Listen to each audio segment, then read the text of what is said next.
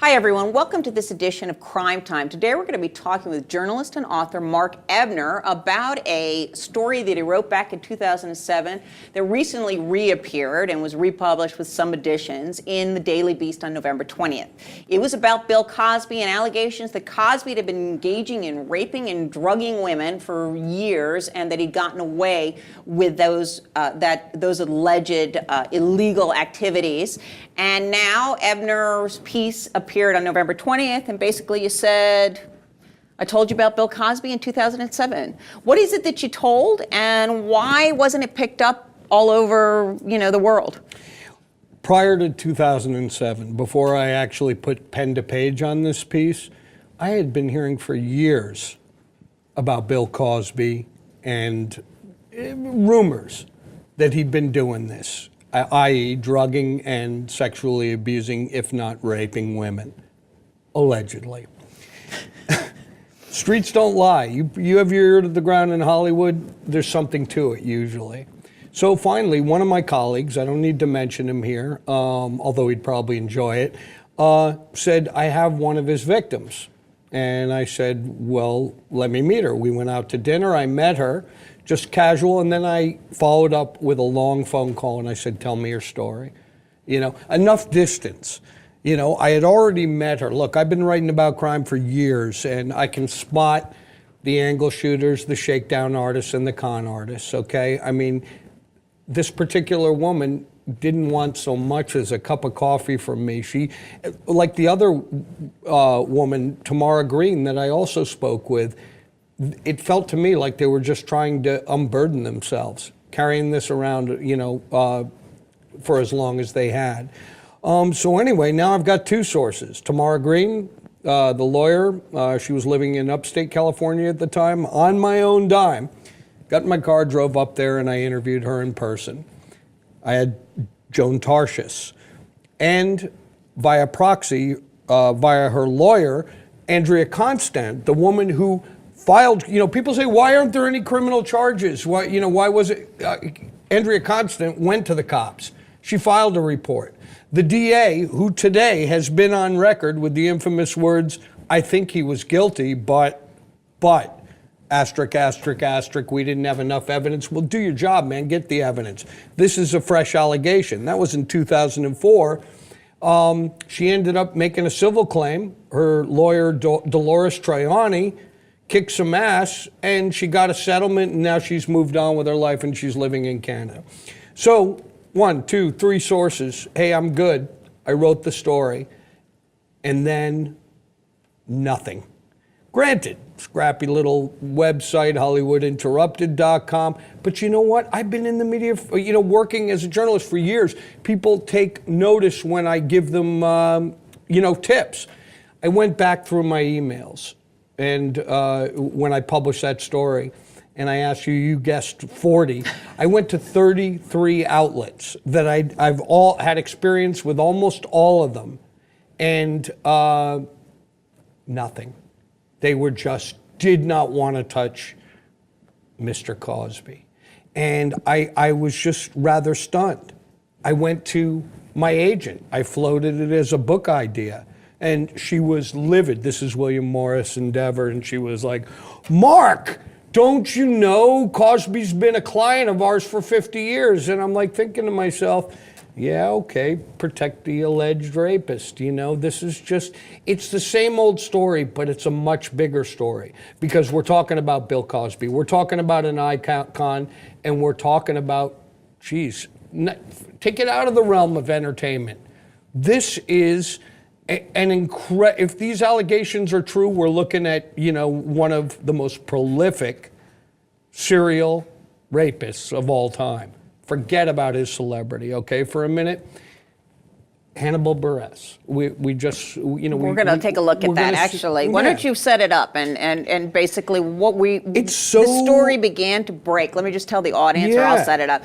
Began to break because Hannibal Buress, a comedian, had been doing for 6 months a routine in which he called out Cosby for being a rapist, and nothing was reaching anyone until about 6 months into it, and then suddenly it became noticed by the mainstream media. Let's take a look at his comedy act, and then I want to give Mark a chance to talk a little bit about it. 13, and it's even worse because Bill Cosby has the smuggest old black man public persona that I hate. This kid's on TV. Pull your pants up, black people. I was on TV in the 80s. I can talk down to you because I had a successful sitcom. Yeah, it was great women, Bill Cosby, so kind of brings it down a couple notches. I don't curse on stage, but yeah, you're a rapist, so I'll take you saying lots of on Bill Cosby himself if you weren't a rapist. I don't know what I'm doing by telling you. I guess I want to just... Then we had Hannibal Buress actually was interviewed by Howard Stern, and he said he was kind of shocked by the amount of publicity that he was finally getting because he'd been doing this routine for 6 months.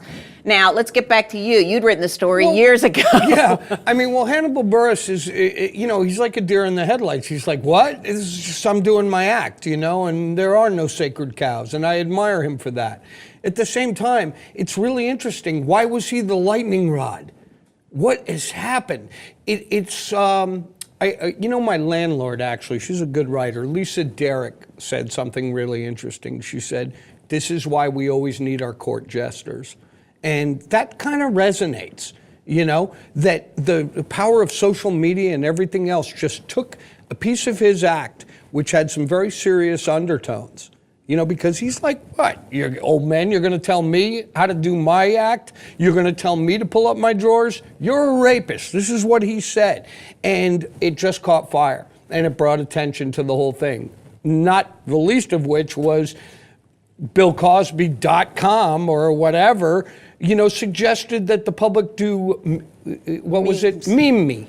Yeah, okay. And about 90% of those memes were of him, you know, drugging and raping people. So that was the kind of reaction that took off.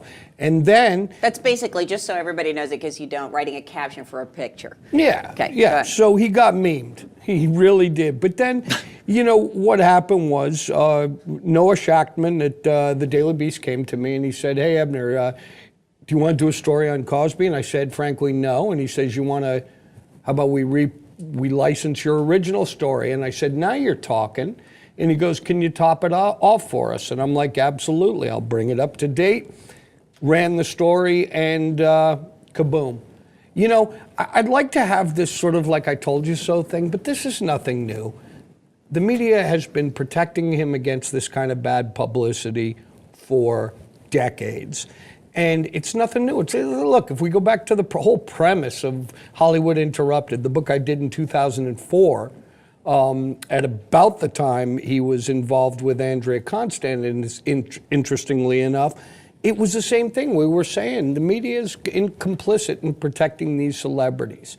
You know, and... Well, let me ask you about that, because today there was a piece, or on Tuesday there was a piece in the New York Times by David Carr, fessing up to the fact that the media had gone very easy on Bill Cosby, himself included, noting that he had been asked to write a Q&A with Bill Cosby for Hemisphere magazine, and instead of asking Bill about the rape allegations, which, by the way, we have all known about for years, and particularly anybody who covers Hollywood is aware of, because even I personally, I mean, known people who worked on the Cosby Show, talked about all his womanizing and all the women, the hot and cold running women that were coming in.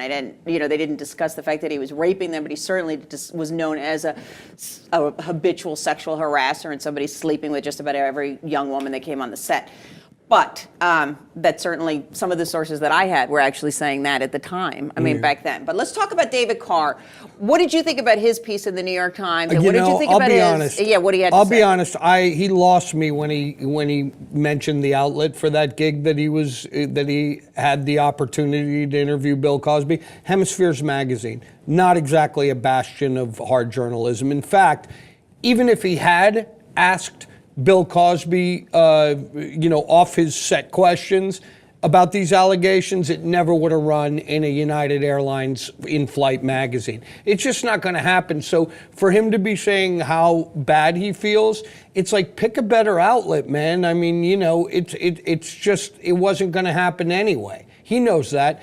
And the same garbage. Yeah. He picked that outlet because the magazine pays. It was a paid Sure. job, and he couldn't write anything or he wouldn't get paid. And That's the bottom line. I gotta say, David Carr did admit he took the money and ran. The problem is that this is, this is his way of getting into the narrative. He's a media critic. Yeah. So he took the money and ran instead of writing about the fact that somebody's a rapist. That his job is to criticize people like himself. Well, yeah. Okay, and Yeah. he should have done it a lot sooner because everybody knew about these allegations. And when you go to cover Bill Cosby, this should be a part of the narrative. And just to include some of the people that he threw more stones at, because basically he actually didn't exactly apologize, because he ended up saying, Carr ended up saying that he didn't do it. He couldn't include it because there wasn't enough space. That was ultimately what he ended up saying. So I don't exactly call that calling himself out.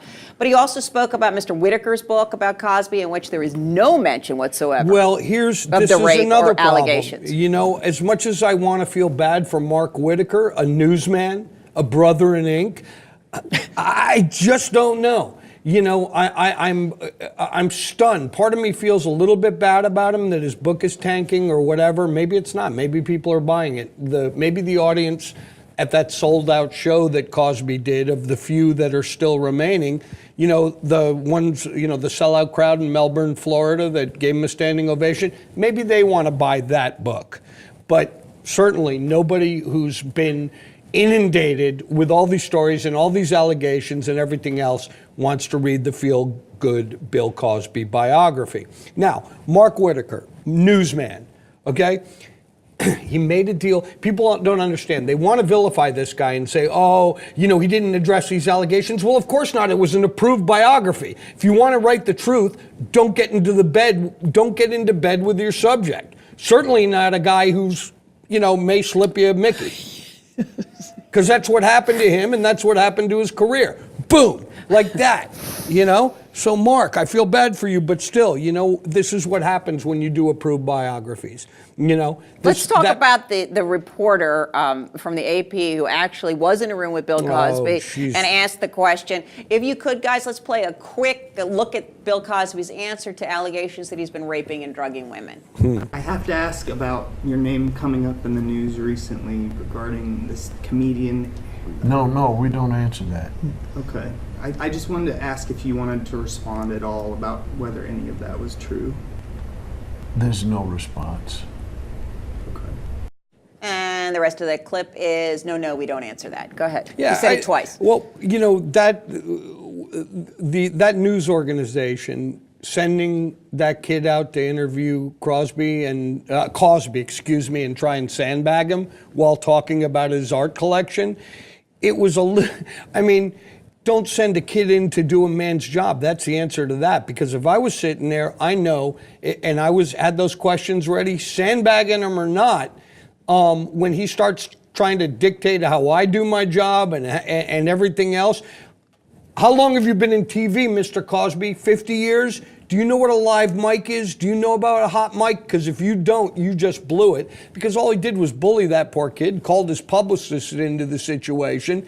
And instead of saying, well, Mr. Cosby, my boss says, no, here's what you say. Are you done speaking on the matter? Do you have anything else to say? You don't? Okay, click.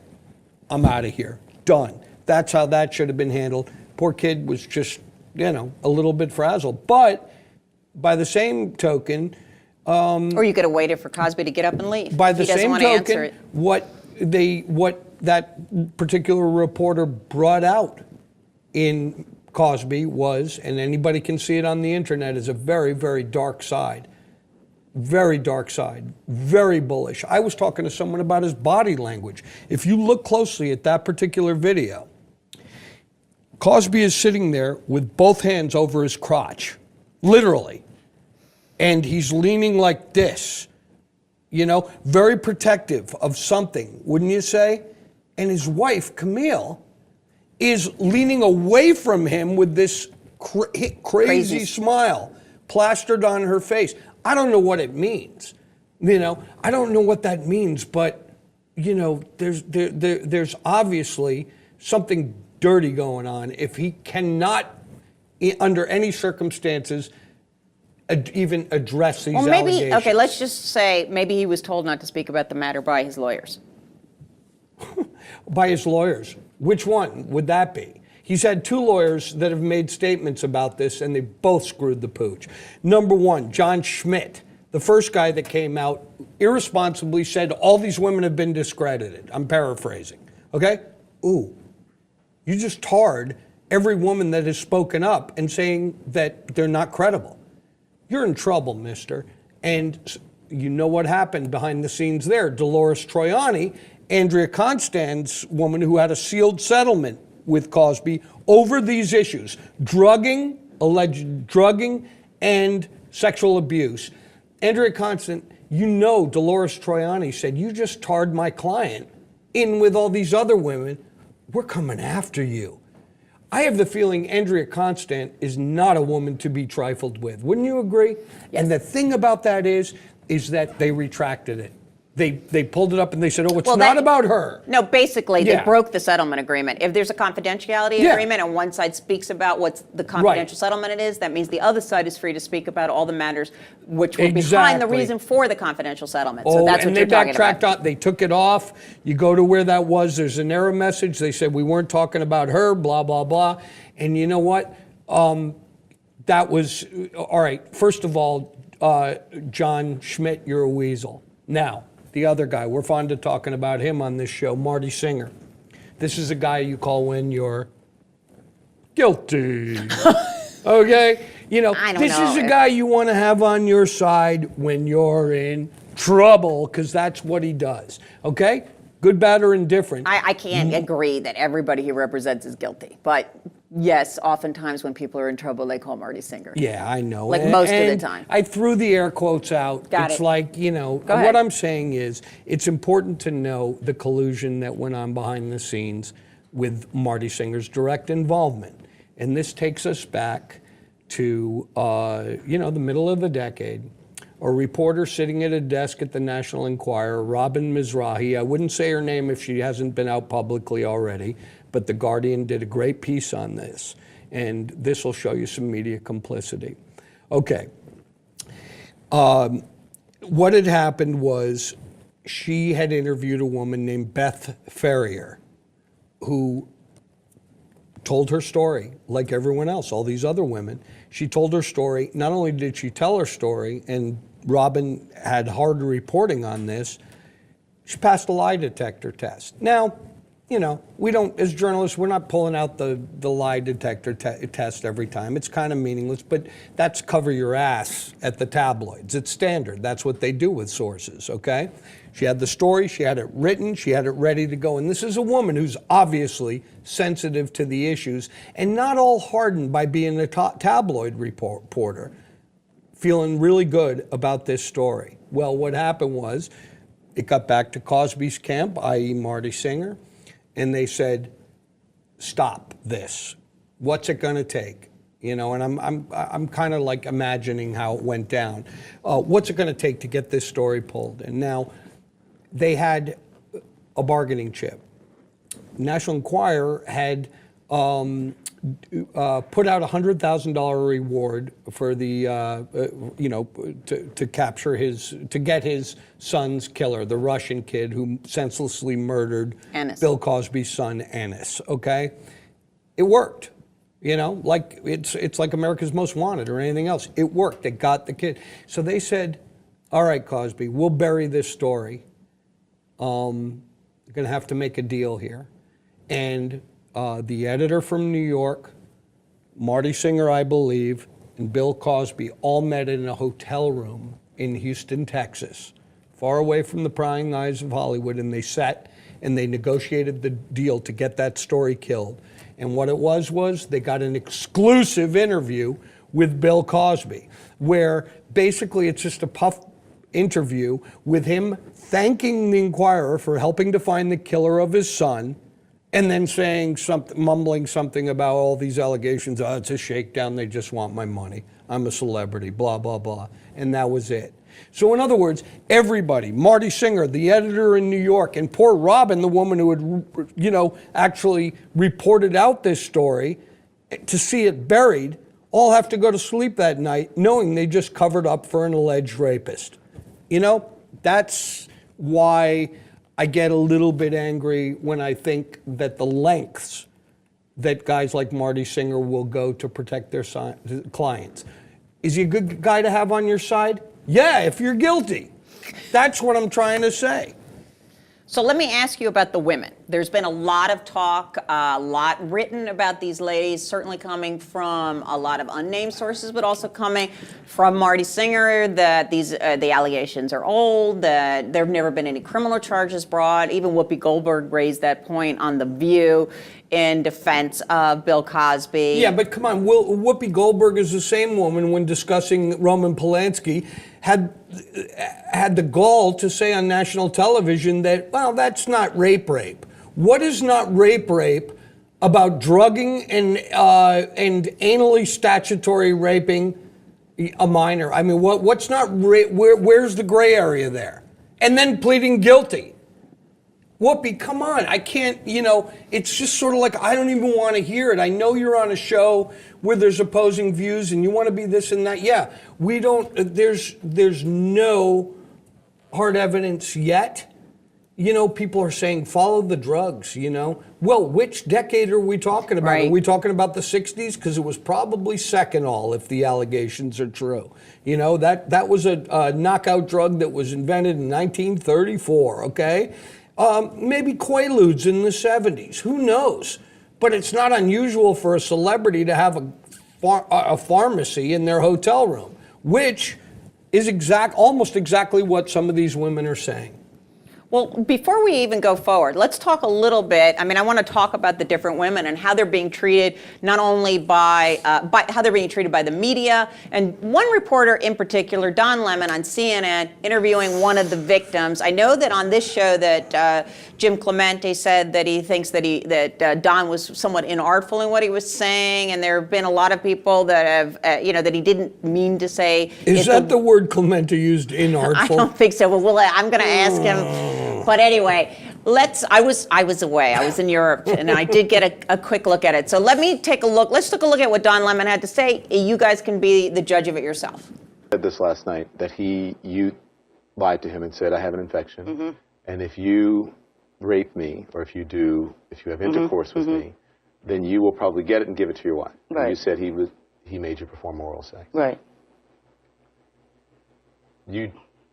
There are ways not to perform oral sex if you don't want to do it. I was kind of stoned at the time, and quite honestly, that didn't even enter my mind. Yeah. Now I wish it would have. Right. But meaning the using of the teeth, right? Yes, that's what I'm as a thinking. weapon, I didn't even think of it. Biting. So. Ouch. Yes. I had to ask. I didn't. It didn't cross my mind. Okay. So Don says he had to ask it. He had to ask it. Why? I don't know. Frankly, Don is giving a lesson on what you might do when you've been drugged and somebody's trying to force you to give them oral sex. I mean, seriously, the whole point here is that she was drugged. That's the allegation, and then forced to perform oral sex. It was either that, she got out of having him rape her with some sort of excuse that she managed to get out while she was in this haze, allegedly. What are your thoughts on how the women are being treated by the media and by also the general public, the allegations, especially Janice Dickinson, who's also come forward, and people are making a lot of fun of her allegations? What are your thoughts? Well, overall, there's bound to be people who are going to say, oh, Janice Dickinson, well, she's a fame whore, so don't believe her. I don't feel that way, But she is a fame whore. Okay, yeah, all right, so what? But that's doesn't different mean than, when you're talking about an issue like rape that, because you're a fame whore, I'm not going to believe you. I'm going to listen to your story. And, listen, if you don't have evidence, all I have is you being another tick on the allegation list, and that's it. And I'm not going to, start saying fame whore and stuff like that. It doesn't really matter, because basically calling her a fame whore doesn't invalidate. It's the same thing as calling somebody any kind. Listen, it's like she asked for it because she's a certain way. That's the problem that I have with that allegation. I don't care what she does or who she is, unless you could prove that she was trying to profit out of it. And that her allegations differ substantially from the other women who have made allegations, then I don't want to hear about it. Yeah, I mean, here's the thing. I actually just, a lot of them, they knew by speaking out that they would be dragged through the mud. It's not quite as bad as you think for them, because we're in the spectrum of rape culture right now, to the degree that people are starting to get a clue that it's not a good idea to blame the victim. Unless you're in a frat at UVA or something like that. You know what I mean? It's sort of like, you know, these women are saying something, and we're going to listen up, and we're going to have a little bit of empathy here. We're actually in a more empathetic time when you think about it. Is that the difference? Well, that's part of it. I mean, why are they taking it seriously listen, now? Listen, the fact that they're getting any airtime at all is a hell of a lot better than the stonewalling silence that they got when I wrote my story in 2007. So, in other words, we've made some strides.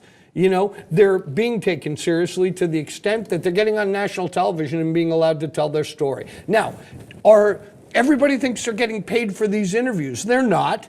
Granted, you do an interview with a tabloid, yeah, there's $5,000 changing hands or something like that. You know, that's the transactional nature of tabloid journalism. But, you know, book deals, reality shows, these women are deep into their middle age and twilight years now. I have the feeling and this is the feeling I got from the women that I spoke to, they just want to unburden themselves. They're not trying to make money. If they were, they would have shot that angle on me, and not a one did. So, you know, the thing that I'm very interested in is that there's also Tamara Green, and I've actually interviewed Waylon Green, who was the screenwriter for the Wild Bunch, Yeah. and he actually was a producer and director for all the Law and Orders. That's when I interviewed him. Right. And she was former fashion model. I mean, I think part of the problem here too for Bill Cosby is that, like, just what you said, that these women are older now, and it's sort of, why would they be coming forward? I think he faces a little bit of a problem in labeling Janice Dickinson. Maybe you could label one of them a fame whore, but all of them, and the allegations are multiplying. What does Tamara Green have to, you know, she puts herself out there. She exposes herself by, you know, making these claims. She's a lawyer. She's had a rough time as a lawyer. She was sanctioned. You know, it was about misappropriation of clients' funds. It didn't look that egregious to me. She put some money in an account that it shouldn't have been in, and it's not the first time an attorney has done that. As we know, she wasn't disbarred for life. But you could find something on all of these. Exactly, and believe me, Marty Singer and his private eyes will find that stuff out. They took some lady down and basically called her a crack whore, you know, because she had been busted for OxyContin. She's from Florida. Who hasn't been busted for OxyContin in Florida? I ask you. Sorry. Okay. Everybody. You make a good point there. Everybody that lives in Florida has been busted for OxyContin. But let me ask you, what do you think? You say, we talk about the media. I'm trying to get back here, Mark. I'm just trying to crack you up. Yeah, let's get back on that. Yes. What do you think about Hollywood's role in all of this? Because we talk about the media's complicity, and I ask the people, also the viewing audience, Hollywood did a very good job. If these charges and if these allegations, I shouldn't say charges, if these allegations of drugging and raping women by Bill Cosby are true, don't you think that Hollywood, there were plenty of people here in town that knew about it? There were plenty of people, and there are plenty of people. And I think that, you know... Did you speak with them when you were doing your research? Well, like I said, I don't get, it's like any story. You hear something, and then you have to kind of report it out. You have to, nose to the grindstone, get into it. You know, every good story is based on a rumor, in my opinion, and then, that's when we do our jobs. This one, frankly, wasn't that difficult. It absolutely wasn't. Now... Like I said, he had a reputation already in town for being a Lothario and cheating on his wife. And like I said, that there were a number of women that he was having affairs with during the filming of Bill Cosby. And you could talk to anybody who worked on that show, and they will tell you the same thing. Let me tell you this. There was one thread that Tamara Green brought up with me that I only wish I had gone down that rabbit hole, and I left it just dangling. In the story, you'll see, she says, check into a woman named Paige Young. And I had spelled it wrong, Pageyoung. It's really Paigeyoung, and she was one of the first Playboy centerfolds who committed suicide with barbiturates way back when. And I think Tamara Green was trying to tell me something, you know? Maybe talk to her family. Any media out there listening? I would be looking at Paige Young and, you know, the circumstances behind her death and, you know, what she had said and, you know, where her head was at and that sort of thing. Because Tamara's not pulling that out of her ass. She's trying to tell me something. You know, so, you know, as much as I like to take credit for being thorough, that's one loose thread that I didn't pull, you know. So when I talk about a tip of an iceberg, I'm not claiming I told the whole story. In fact, I'll tell you this, Philadelphia Magazine was on it before I was. Nobody listened. You see what I'm saying? You know, there were outliers that were trying to, but nobody listened. Can you just take a minute, too, to explain to people who you were writing about and what the climate was when you were writing about Bill Cosby? Because I don't know if you guys, if everybody understands that when you're writing about a major beloved star, the layers of protection that star has, sometimes, I mean, if they're beloved, it can be insane. Like to actually try to add another layer of insulation where the family is suffering from the recent death of their child. You see what I mean? This all adds to his insulation. Not only is he an icon and an untouchable celebrity, you know, his jokes about Spanish Fly in the 60s and all that notwithstanding, that, you know, and, you know, palling around with Hef and this, that, and the other thing, and then there's dead playmates and whoa, what is going on? There's, you know, there's a whole wash of conspiracies that come to mind, but if you focus in and narrow it down, this guy was not to be touched until until NBC, where he made billions of dollars for them, are just like, that's it. No, you know, America's Dad was all set to play America's Granddad. You know, that was going to be his final act. I don't think so. This got in the way, and that network just pulled right out. TV land. You don't think he's going to rebuild it? There's no coming back from this. No. He probably has a few more outlets like Melbourne, Florida, where he can do a sellout crowd and wear his Hello Friend ugly sweater and spin his yarns about getting old and incontinence and whatever else he's going through.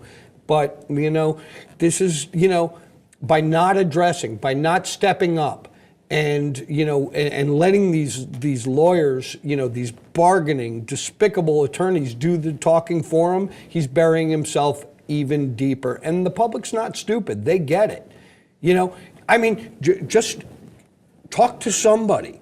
And I don't care if it's Whoopi or Oprah, at a certain saturation point, you have to kind of address it. And if you don't, you're not looking very innocent now, are you, Mr. Cosby? This is what I'm trying to say. Are you done with him, writing about him? You know, I can't say I'm ever done, you know, with a particular story, but I'll tell you what, it is, you know, coming off the media maelstrom that I just got out of, you know, going on CNN and all that.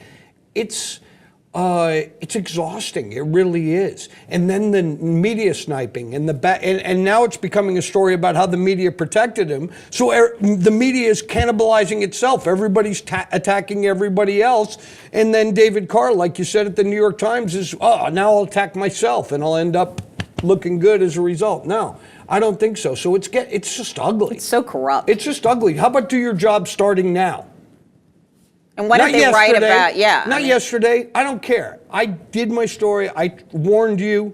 I sent it out to 33 outlets. And what else can I say? How does David Carr write a piece about the media giving him a pass and not mention your piece? You know, this is typical. You know, out of all the only story that actually did a link back to me was The Guardian. And, you know, why? Because it's a real paper. Well, not only that, but, you know, I also, you know, I'm all for helping. You know, I talked to this reporter before the story. I'm not going to take any credit for his story, but I'm going to say I'm always glad to help out a brother in ink if I can. You know, and that's just the way it is. However, if you ask me to give up a source, fuck you. You know what I mean? You know, even if it's one of your own, I don't care. Just not going to do it. It's not, you know. Can't do it. All right. Yeah. Well, on that note, we are to the end of the show. I'm looking forward to hearing your comments, and so is Mark, and we will be looking for them online and also on Twitter. And we'll see you next time on Crime Time.